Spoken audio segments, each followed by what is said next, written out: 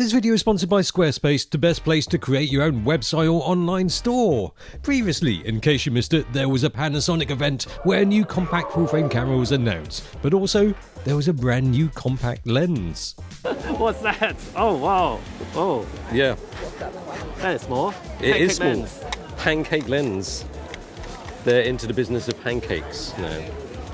Look at that, 26mm. Oh, it looks so good. Yeah, but check this out, f8.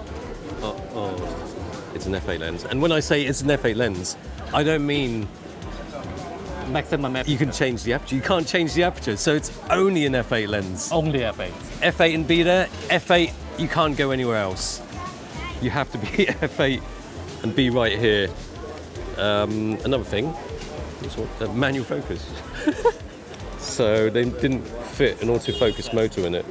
That's fine, they're trying to keep it slim. You might start to wonder, some geek might say, oh no, but Canon makes a 28mm pancake lens and it's not that big. Yeah, okay, true. Right. Okay. Fine. Yeah. And the mount is also plastic. Maybe the material isn't of mounting concern. Perhaps not the ideal start about a new product, but I can kinda understand why they introduced this. In the promotion video, they want something to accentuate the size, the smallness of this camera by having a small lens on it. If you put a big ass lens on it, it will look totally imbalanced. But this looks nice and tidy. It looks really cool. It looks cool. Pancake lens. This is what they need with this body. This is the kind of size of lens to sell this camera. I mean, sure, okay, maybe some other brand, you can get some other brands, you can get some manual focus lenses, but still, Panasonic have to have their own lenses and small ones to make this camera make sense. By the way, even the lens is taped up, so everything taped up. You know, just so we don't draw attention to ourselves, because it's currently under embargo. We don't want to draw attention to ourselves, which is why we've got the blue version and the red version. Completely stealthy, right? Still, the lens size, shape and weight meets the needs for those looking for a discreet lens. For snapshots and everyday carry?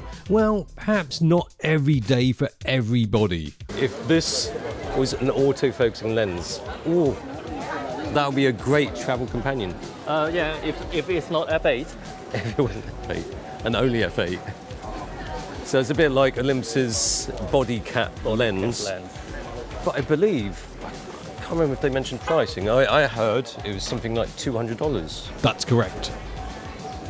I hope I'm wrong. I'm hoping this is $50 or less than $100. Then at least it can be a nifty less than 50. A nifty not even close to 50. I don't think it needed to be a 50, but just look back to their 20mm f1.7 for micro four thirds, 40mm equivalent. A great go anywhere do anything lens. 26mm is a tad too wide to be versatile for stills. It's too wide. Too wide for that shot. Never mind. But it's just so picturesque it hurts. You know what? I might be able to change. I'm changing lens. I don't care. But, you know, 26mm, maybe a bit wide for general purpose photography.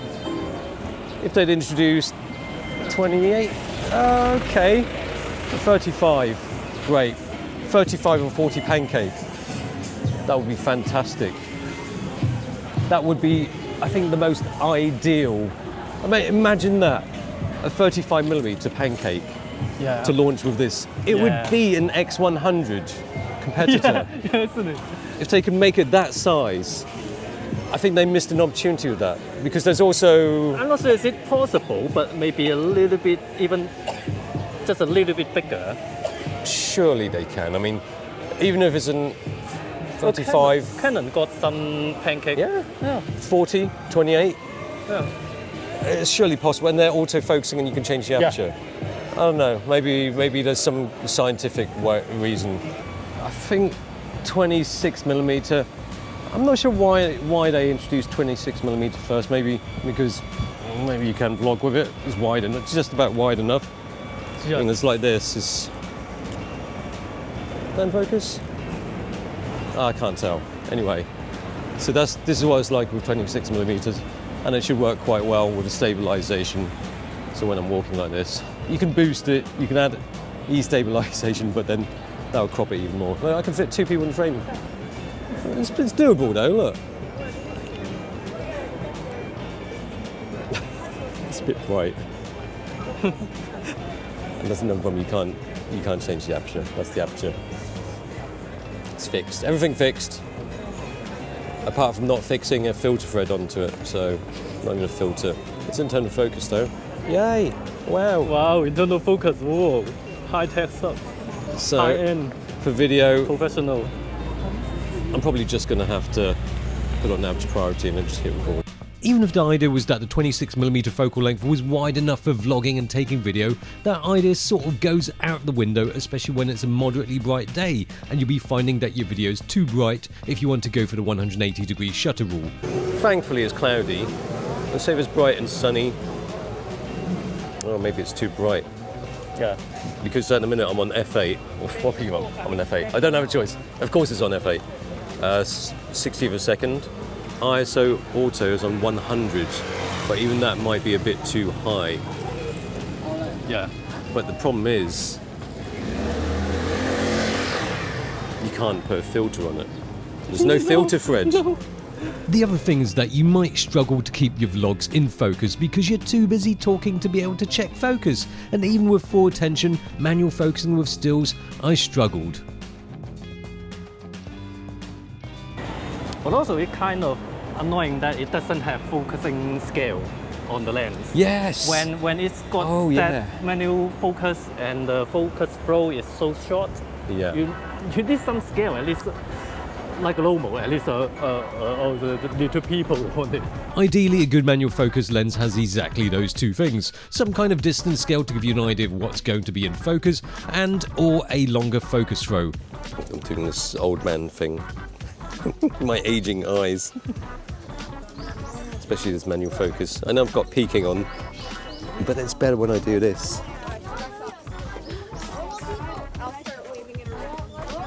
Even at f8 and wide and using peaking, it might show up as in focus on the screen, but it's still easy to knock it out of focus because a tiny movement on the ring goes a long way. And when you turn the focus ring, it doesn't bring up the magnified view like with other AF Panasonic lenses. This is okay for us that we understand the limitation, but if it's for a beginner, they would think, why are my photos or video all grainy and shaky? Simply get a lower whatever manual focus lens, put a adapter on it, and yeah, that. Right direction, but they've taken a slight wrong turning. They didn't kind of It's gone too far. gone too far, yeah. Right direction, but gone too far. Maybe this shouldn't be right direction, it should be right destination, wrong direction. I mean, okay, it's got communication between lens and the body. What Okay. communication you Yeah. have? You just nothing. It's only tell the camera that you can't change the aperture, and then it's manual focus. Well, it's alive. 26 millimeters. That's it. This lens is alive. Look how much it moves. Look, it's alive. Probably best to just leave it there. Optically, it's alright, but it's a lens that will become known more for its quirky design decisions. It could have been a fun lens option, but this will never be first choice purchase for your camera, nor second, or even third. In fact, it'll be way down there. But it's not just about the lens. If you don't like it, you don't buy it. The thing with this 26mm plain Pancake is that it's the launch lens with the S9. And I think a good compact autofocusing lens, a proper everyday carry, could have made the S9 a huge hit. This 26mm f8 doesn't so much solve any solutions as it does present you with more head-scratching questions. This video is sponsored by Squarespace. It's just the best solution for setting up a website or online store quickly and easily because the interface makes it a breeze to do so. Start off with one of their neat looking templates, customize it, shift things around, and that's it. Get going with a 14-day free trial and 10% off your first order. Links in the description down below.